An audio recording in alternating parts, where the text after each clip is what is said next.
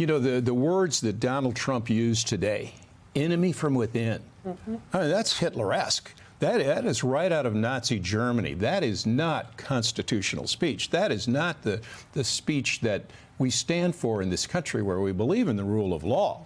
And the way that he talks about cities, that cities are full of his enemies. Why? Because they voted for Democrats. They voted blue. And so they have become his enemies. And that he wants to use the military in our cities. The military is designed, and our mission is to, excuse me for saying our, you know, after 36 years, I still are. I think you're entitled to own it. But, you know, after the military is to protect our nation. The military is not to police our nation. And his misuse of the military breaches the very trust that the military has in our civilian leadership. And as for Secretary of Defense Hegseth, you know, the problem he has is that he is completely incompetent. The military and the men and women who were present in that auditorium, whether they were the senior enlisted advisors, 1-star, 2-star, 3-star, we value competency. That's what we value. He has not earned his spurs. He has zero experience. He's got great hair. I wish I had his hair. Okay, but. And I'm sure, Michael, you do too. Oh, yeah. But, there are days. But I mean, the president made a joke looking out at the generals who said, wow, you all look like you just came out of central casting. No, these are people who have studied, who have earned this position, who have seen combat. And that is why they are sitting there. Not because, Michael, they look like they could play the role of the general. And you and I watched. We had all three of us a lot of the same thoughts. But the number one thought that came to us, what are these people thinking? Yeah, for me, it was a stunning display. I mean, starting with Hegseth and the way he approached the conversation, General Hertling, was one that I just kind of had to catch my breath, because I'm listening to this man who served in the uniform and, you know, talk to these men and women who are leaders of our military. You're very familiar with the phrase crossing the Rubicon. And what that means. Well, today we watched the Rubicon get blowed up. And they decided, to hell with crossing it, we just blow it up. That very, very important line between civilian leadership and the military, one that Simone aptly laid out at the beginning of our conversation, was an important line for a reason. And now what we're watching, sir, is this president and this Secretary of Defense, not war, because we're not at war with anybody, except to the extent that they want to create a war within our country. But this president and this secretary are now drawing lines that are inappropriate to the Constitution, and definitely an insult to the men and women who serve in uniform sitting in that room, who were called to be there. How do you, sir, if you're talking to them, what do you hear? And what do you say to them? What should we as a nation be saying to them, irrespective of these two individuals who today, I think, blew up that Rubicon? Yeah, I'd say, Michael, to begin with, that we've created a bridgehead over the Rubicon. It's not just crossing it. We've put some things on the other side in a big way. You asked if I'm talking to them. I am. I won't talk about those conversations that I've had with active duty members of the military.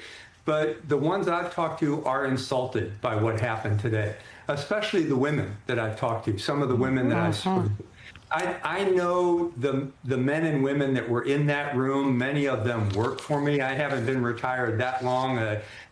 Some of those 3- and 4-star generals were colonels and lieutenant colonels with me in different units. So I know them, and I know the strength of their character, the worth of them as human beings and as leaders. And what we saw today were two very different kinds of presentations, one by Secretary Hegseth, the other one by the president. One was insulting and demeaning, and violated every kind of leadership principle that you can imagine.